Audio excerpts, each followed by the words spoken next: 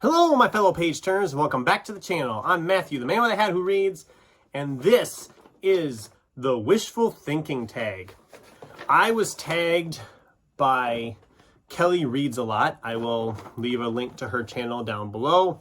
And if you haven't checked out Kelly, I urge you to do so. She is probably one of the bubbliest people I've seen on BookTube. She's always just seems so happy and jolly.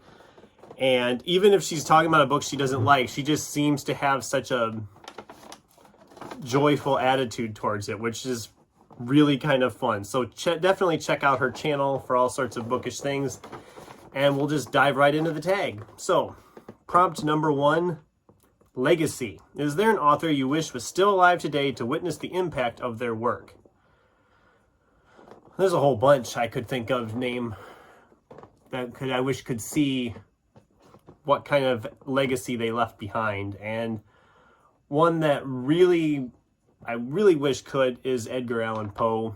I mean, he died at a young age. I don't think he realized how much his stuff would become the English. I mean, we've read a bunch of his stuff in English classes through the years. At least I did. I read multiple stuff by him, and I'm in Iowa, so I'm sure other places have had a lot of reference with Poe in their English classes too, but I really think he's one that I wish could have seen what kind of legacy he left behind.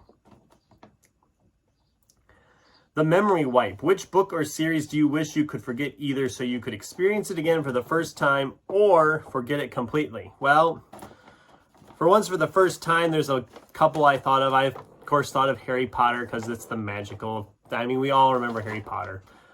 Dresden Files has been a lot of fun. I wish I could almost forget that and experience it for the first time.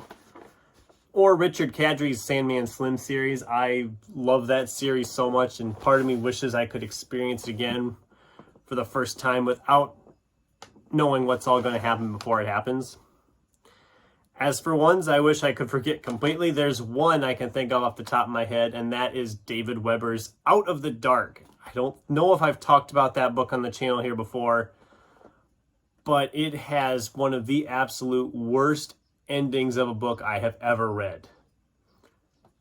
Maybe I will talk about it. If you've read the book, you know what I'm talking about, because the ending does come out of the dark, and it makes no sense whatsoever. So maybe I'll do a video talking about my thoughts on that book. That was a sci-fi book. That'd be something fun to talk about in Sci-Fi September. We'll see. Is that something you'd want to see? Let me know. Destiny. Which character do you wish had a different fate? Okay, there's a lot I could think. I couldn't think of anything here, if I'm being honest. I had a really hard time, and I finally settled on one, and this is namely just because I wanted a better ending for the character. It's hard to talk about because I don't want to spoil it, but Invisible Life of Addie LaRue, I really loved that book. It was so well done.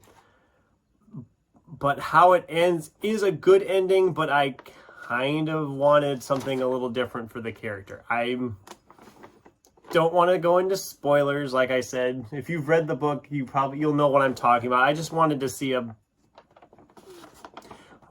different ending for her. That's me. I don't know. I thought it ended well, but it's my opinion. It's my opinion. Namesake. If a character was going to be named after you, what kind of person would you want them to be, and what sort of story would you want them to be in? Well, obviously, the character would be a bookworm. Obviously, that'd be who my character would be like. And as for what kind of a story they would have, then probably looking for a book, some rare book would be fun. I don't know. A bookworm that's looking for like a very rare book that was only one copy ever printed of it, and it's been lost to the sands of time, and they must find it now. Sorry. Got off on a tangent there. Okay. Collectibles. Which fictional object do you wish you could own?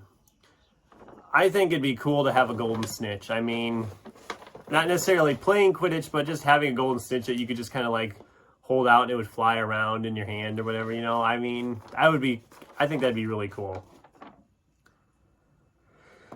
The reset button. Which book or series do you wish were written by a different author?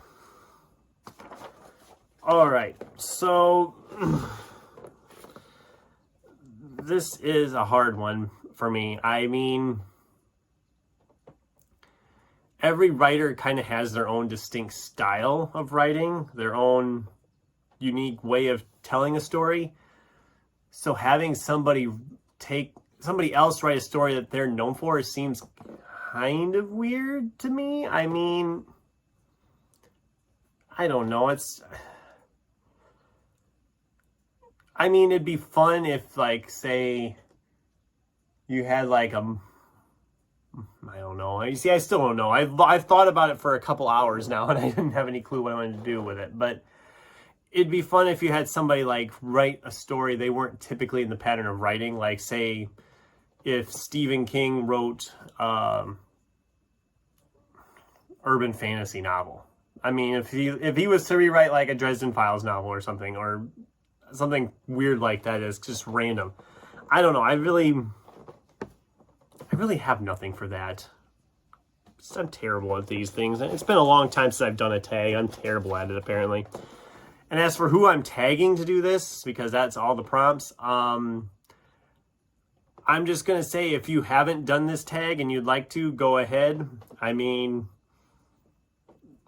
I can't keep track. There's so many tags out there, and there's so many people who've already done tags. I think one of the last tags I did, I tagged people and they had already done it. So I'm like, well, that was a waste of time. But so if you're watching this and you want to do the tag, consider yourself tagged. And thank you again, Kelly, for tagging me to do this tag. This was a fun one, even though I couldn't answer half the questions. But those are my answers for the Wishful Thinking Tag. I guess if you want to discuss any of the stuff I mentioned, go ahead and do so in the comments down below. Thanks for watching, and until next time, keep turning pages.